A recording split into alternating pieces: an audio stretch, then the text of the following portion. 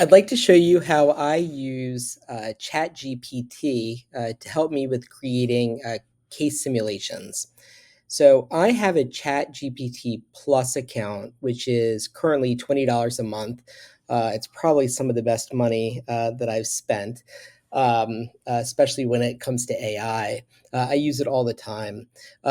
So one of the things that you can do with ChatGPT is create what are called individual GPTs.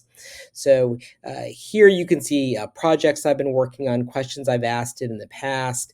But here, this is a GPT that I created called CGM Case Simulation with Fellows.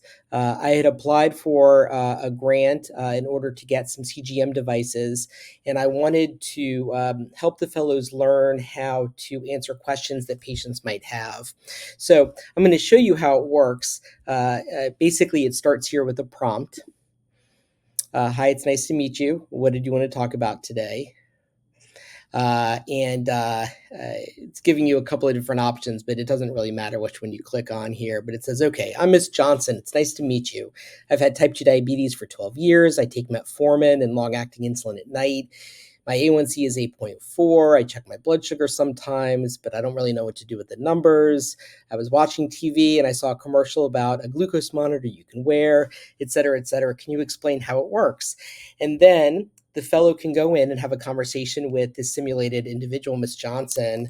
I'd be happy to talk with you, exclamation point. And then it's going to answer, thank you, I really appreciate it. So how does it work? Do I still have to prick my finger? What happens if the numbers go up and down? Is it going to constantly buzz? Lots of questions you might say. Let's take one question at a time. And it's going to give you one question. So let's start. Well, I still have to prick my finger. Sometimes you will. But mostly if you have concerns that the CGM result is not correct, or if you are feeling poorly. And you're going to see an answer. Got it. That makes sense. I might have to double check. So it's interesting. It kind of tells you what a patient might say back to you. And you can always say, stop the simulation and provide feedback to me thus far and see what it says. Tone and rapport, you've established a warm, welcoming tone. You wisely asked to handle one question at a time. Your response about finger sticks was spot on. And then it gives you some suggestions about things that you could do. In this example, the fellows had worn the sensors themselves. And so you can see it says, when I wore it, I found I only needed a finger stick once or twice the whole week.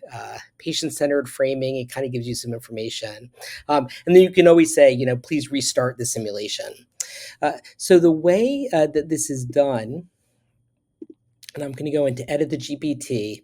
ChatGPT has this ability. The other major large language model that I use, Google's Gemini, also has something very similar called GEMS. I like ChatGPT's for ease of use.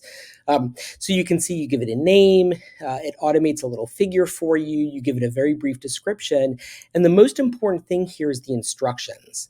And I'd be happy to share some examples of these. But you can see, it says you are simulating a complex, interactive clinical case for endocrinology fellows who recently wore this Libre, et cetera, et cetera. And it goes all the way through. It's got some introducing sort of introduction questions. The simulation is not meant to be easy because these are endocrinology fellows. You want it to be more detailed, perhaps, than it would be for medical students. Here are some potential questions. Be skeptical and curious. Share hopes and concerns. Push the fellows to draw on their own CGM wear experience. And you can see it's giving some examples of other things that it might do. This also has some instructions about the simulation itself. Now, there are lots of different examples about how to develop some of these prompts online for simulations, but you can also use ChatGPT to help you to develop these instructions that you enter into this box. The other thing that's really nice about it is you can upload articles. So all of these are articles about CGM, troubleshooting, patient questions that come up, and the GPT will draw from these articles to help develop the answers. When you leave the simulation and it gives you feedback, it's going to draw from some of these articles, especially if you say things that aren't quite correct. So it's really a lot of fun. And you can imagine there are many, many different ways that you could create patient simulations for a variety of different endocrine conditions.